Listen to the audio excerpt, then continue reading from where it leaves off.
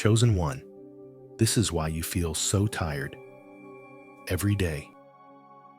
Have you ever woken up in the middle of the night, heart racing, mind heavy, even though you ate well, slept enough, and did everything right? You roll over, check the clock. It's 3:27 a.m., and you whisper to yourself, "Why am I still so tired?" I need you to hear this. It's not just your body that's exhausted. It's your soul carrying a weight most people will never see. You're not weak. You're not lazy. You're chosen. And chosen ones often fight battles in silence, battles that don't show up on medical charts. Think about it. People are drawn to you. They unload their problems, and somehow you're the one left drained. That's not an accident. It's a sign of the light you carry. Stay with me, because in this message, we're going to uncover why you feel this way and how to rise stronger. Why you feel exhausted, even when you should be fine. Let me ask you something. Have you ever woken up at 3 or 4 in the morning, your heart racing, maybe from a dream so vivid it felt real, and then spent the rest of the night tossing and turning? You wake up in the morning, check the time, and realize you actually did sleep 7 or 8 hours. Yet somehow, your body feels heavy, your chest feels tight, and even coffee can't shake the fog away.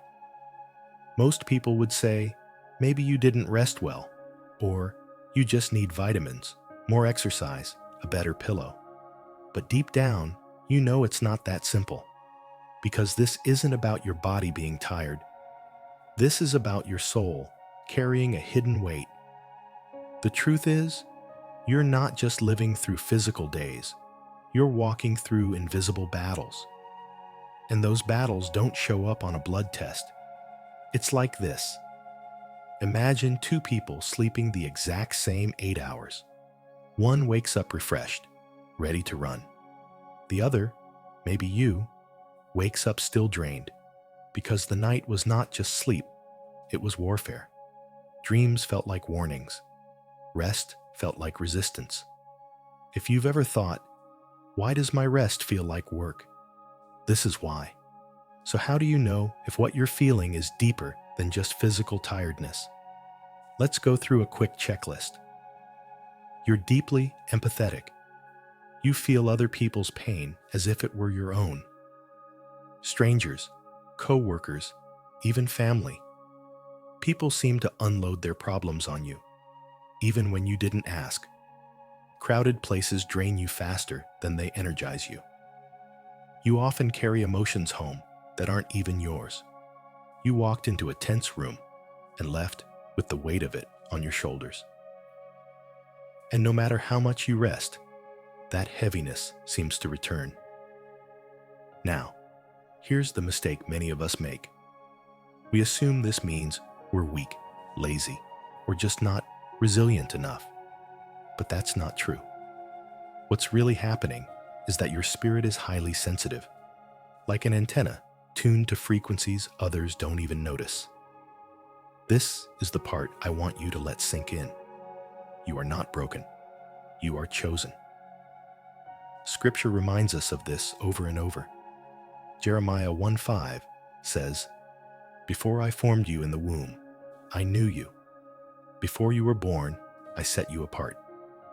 And Jesus himself in Matthew tells us that the ones who carry burdens are often the ones God is closest to. Think about your own life. Have you noticed how people always come to you when they're overwhelmed? You might be that friend, that coworker, that sibling who others run to when they can't carry the weight anymore. They may not even thank you afterward. They just know you're a safe place. That is not by accident. That's evidence that you shine with something bigger than yourself.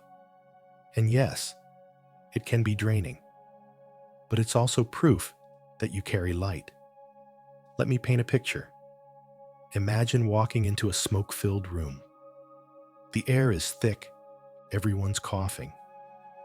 And then imagine someone switches on an air filter. The air doesn't clear instantly, but little by little, it shifts. That's what it's like when you walk into a tense situation. You may not realize it, but your very presence calms the storm. A heated argument suddenly softens when you arrive. A tense meeting feels lighter once you speak. And yes, filtering air takes energy. So does filtering spiritual heaviness.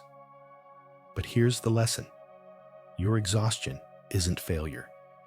It's the bill that comes with carrying light. Every time you feel that drain, it's because you've been quietly healing spaces most people don't even notice. And there's another truth you need to hear. Resistance only shows up when you're moving in the right direction. If you weren't significant, if your voice didn't matter, you wouldn't be attacked. Darkness doesn't fight darkness. It fights light. Remember Joseph in the Bible? Betrayed by his brothers, sold into slavery, falsely accused. Every attack was not proof of weakness, but preparation for elevation. He was being positioned for something greater. So when you feel under pressure, when you notice life pushing against you, don't mistake that for failure. Don't believe the lie that you're too fragile. The very fact that you're being tested means heaven has marked you as vital. The next time you feel exhausted for no clear reason, pause and ask yourself, is this mine, or am I carrying someone else's storm? Because many times, the heaviness you feel isn't weakness. It's spiritual labor. You've been cleaning the air for others without even realizing it. And that leads us into the next part of this message. Because yes, you are chosen, you are carrying light. But chosen ones also need restoration. Even Jesus pulled away to rest. So let's talk about what that looks like for you. How to protect your energy, recharge your spirit, and rise stronger than before. How to restore, protect, and rise stronger. Now that you know your exhaustion isn't weakness, it's spiritual labor. The question is, how do you restore?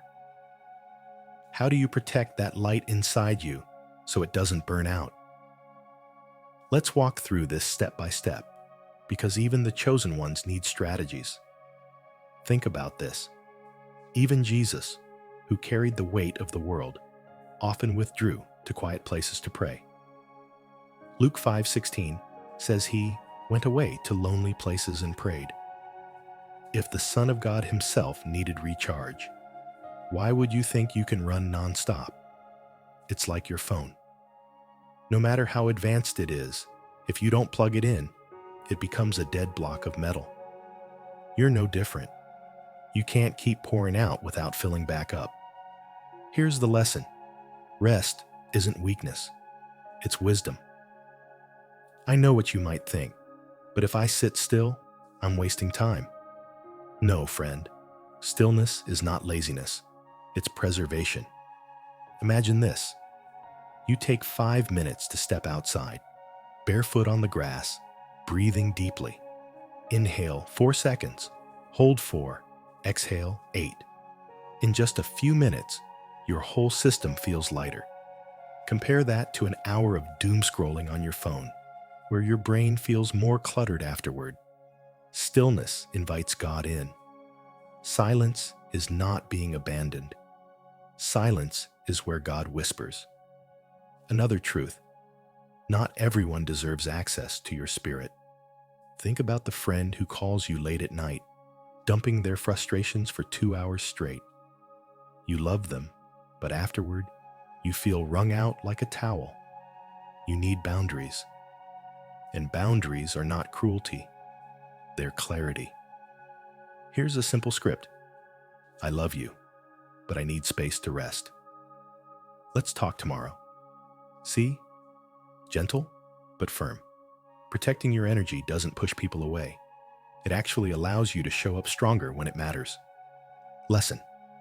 Guarding your heart is a form of honoring the gift God placed in you. Proverbs 18:21 reminds us, death and life are in the power of the tongue. Every morning, What you say to yourself sets the tone for your spirit.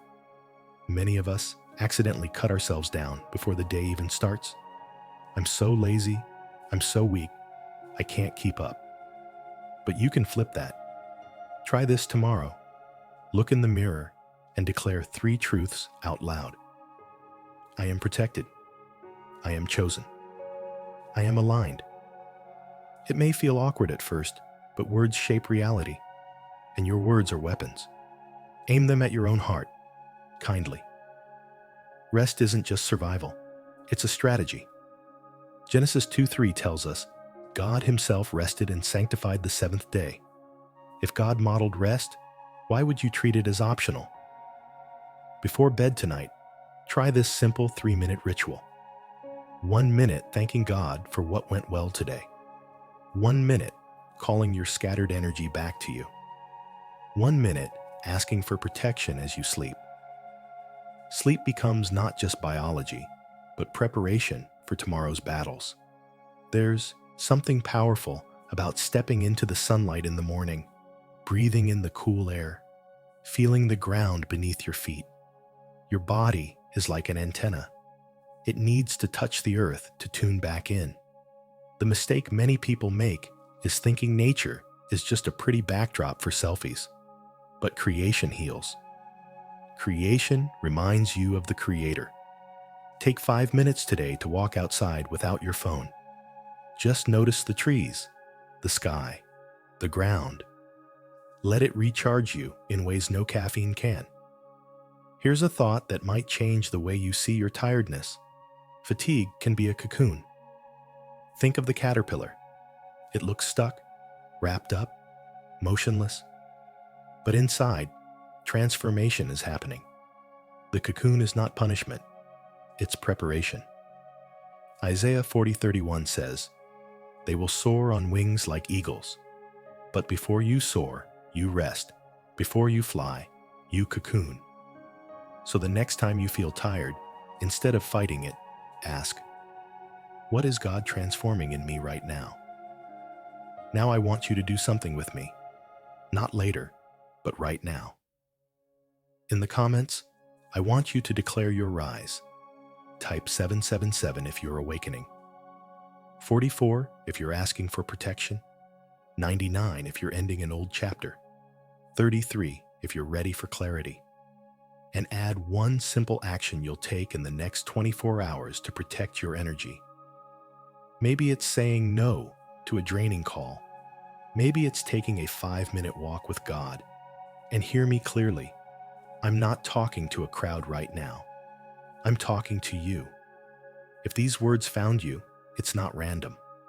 This was meant for you. Remember this, fatigue doesn't mean failure. Silence doesn't mean abandonment. And rest doesn't mean weakness. They are all tools in your spiritual toolkit. Gifts from God to help you shine brighter tomorrow. Because the world doesn't just need you awake, it needs you strong, restored, and rising. Shh. Take one more deep breath with me, in and out. Do you feel that stillness? That's not an accident. This word was sent straight to you. Yes, you. Not a crowd, just you. Now listen, if your spirit is awakening, type 777 below. If you're asking for God's protection, type 44. If you're ready to end what no longer serves you, type 99. And if you're seeking clarity, type 33. But don't stop there. Add one thing you will do in the next 24 hours to protect your energy. One small step, one sacred act, that's how you rise stronger. And if this whisper touched your soul, share it. Someone you love may be waiting for this exact reminder tonight. Until we meet again, rest in His presence, and remember, you are chosen.